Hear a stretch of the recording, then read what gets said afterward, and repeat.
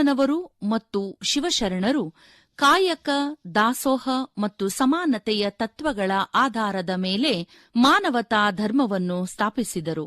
ಇದು ಜಾತಿ, ಲಿಂಗ ಭೇದಗಳನ್ನು ವಿರೋಧಿಸಿ ದೇಹವೇ ದೇಗುಲವೆಂಬ ವೈಚಾರಿಕತೆಯನ್ನು ಎತ್ತಿಹಿಡಿಯಿತು. ಪ್ರಸ್ತುತ ಈ ವಚನವು ತುಂಬಾ ಸರಳ ಅರ್ಥವನ್ನು ಗರ್ಭೀಕರಿಸಿಕೊಂಡರೂ ಕೂಡ ಒಳಾರ್ಥದಲ್ಲಿ ವಿಶಾಲ ನೋಟವನ್ನು ನಮಗೆ ತೆರೆಯುತ್ತದೆ.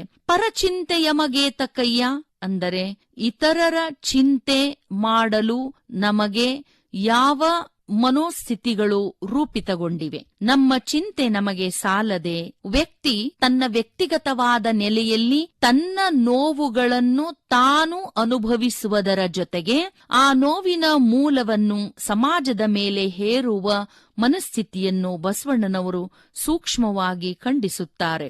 ಕೂಡಲ ಸಂಗಯ್ಯ ಒಲಿದಾನೋ ಇಲ್ಲವೋ ಎಂಬ ಚಿಂತೆ ಹಾಸಲುಂಟು ಹೊದೆಯಲ್ಲುಂಟು ಎಂದು ಹೇಳುವಲ್ಲಿ ಬಸವಣ್ಣನವರಿಗೆ ಇತರರ ಚಿಂತೆಯ ಕಾಳಜಿಗಿಂತ ತನ್ನ ಆತ್ಮಿಕ ಉನ್ನತಿಯ ಸಾಧನೆಗಾಗಿ ತಾನು ತನ್ನ ನಂಬಿದ ಆರಾಧ್ಯ ದೈವದ ಧ್ಯಾನ ಮತ್ತು ದೈವವನ್ನು ಧ್ಯಾನಿಸುವ ಮೂಲಕವಾಗಿ ನಮ್ಮ ಚಿಂತೆಗಳನ್ನು ಮತ್ತು ಪರರ ಚಿಂತೆಗಳನ್ನು ದೂರ ಮಾಡಬಹುದೆಂಬ ಅತ್ಯುತ್ತಮವಾದ ಒಂದು ಸಲಹೆಯುಕ್ತವಾಗಿರ್ತಕ್ಕಂಥ ಮಾತನ್ನು ಈ ವಚನದ ಗಾಂಭೀರ್ಯವಾಗಿರ್ತಕ್ಕಂಥ ಅರ್ಥ ನಿರೂಪಣೆಯಲ್ಲಿ ನಮಗೆ ನೀಡಿದ್ದಾರೆ.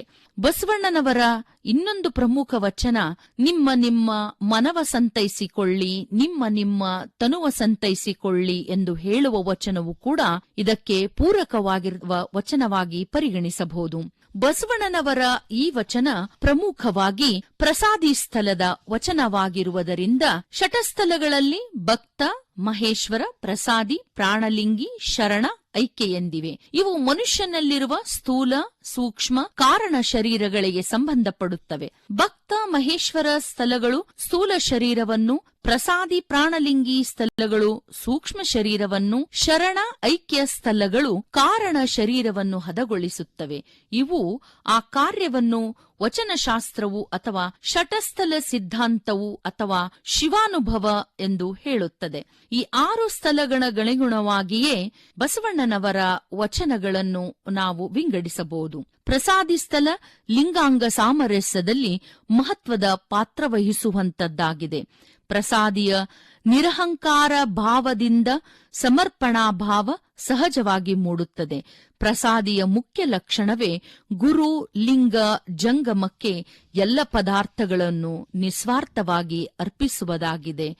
ಪರರ ಚಿಂತೆ ನಮಗೇಕಯ್ಯ, ನಮ್ಮ ಚಿಂತೆ ನಮಗೆ ಸಾಲದೆ, ಕೂಡಲ ಸಂಗಯ್ಯ ಒಲಿದಾನೋ ಒಲಿಯನೋ ಎಂಬ ಚಿಂತೆ ಹಾಸಲುಂಟು ಹೊದೆಯಲ್ಲುಂಟು ಎಂಬ ಬಸವಣ್ಣನವರ ಪ್ರಸಾದಿ ಸ್ಥಳದ ಈ ವಚನ ಬಹು ಮಹತ್ವದ ವಚನವಾಗಿದೆ.